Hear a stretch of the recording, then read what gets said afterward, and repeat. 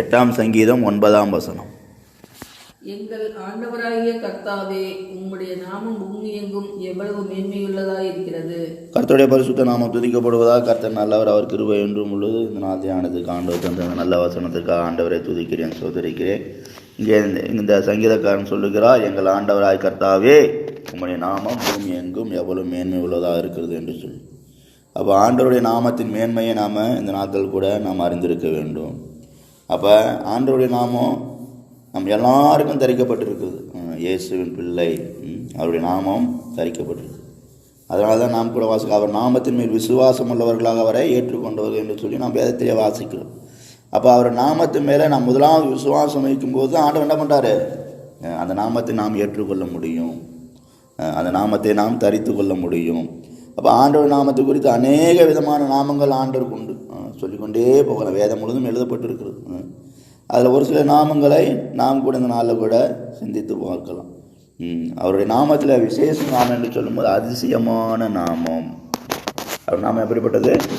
அதிசயமான நாமம். அடுத்தபடியாக அவருடைய நாமம் சொல்லும்போது எதை கண்டு? அடைக்கலமாக வந்த நாமம். இப்படி சொல்லிக்கொண்டே போகலாம். அவர் நமக்கு பாருங்கள், அதிசயமாக வந்த நாமம்.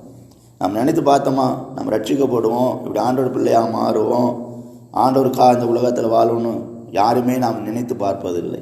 ஆனால் என்ன பண்ணார், நம்முடைய வாழ்க்கையில் அவர் அதிசயமாக என்ன பண்ணார், நமக்கு ரட்சிப்பை கட்டளையிட்டார்.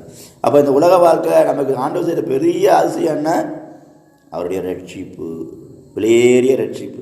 ஆனால் இந்த நாட்கள் என்ன பண்ணுறதுல அநேகர் அந்த விலையேறிய ரட்சிப்பை உணராமல், சிந்திக்காமல், அதை குறித்து தியானிக்காமல் என்ன பண்ணுறாங்க, எப்போதும் போல ஒரு சராசரி மனுஷனை போல தான் வாழ்கிறாங்க.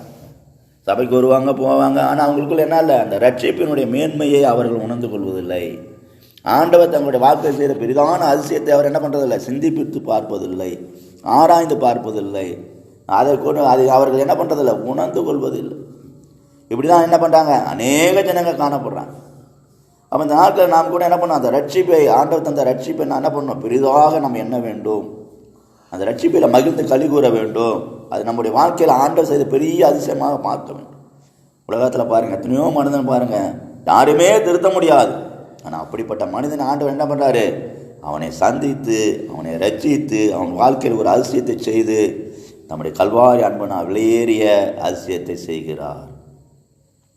அப்போ இதுக்கெல்லாம் நாம் என்ன பண்ணோம், ஆண்டவருக்கு அதிகப்படியான கணத்தை கொடுத்து அவரை துதித்து சோதரித்து அவரை அதிகமாக மையப்படுத்த வேண்டும். ஆண்டவர் நமக்கு செய்த பெரிதான அதிசயம் நம்முடைய வாழ்க்கை. தேவனுக்கு மகிமை உண்டாகட்டும்.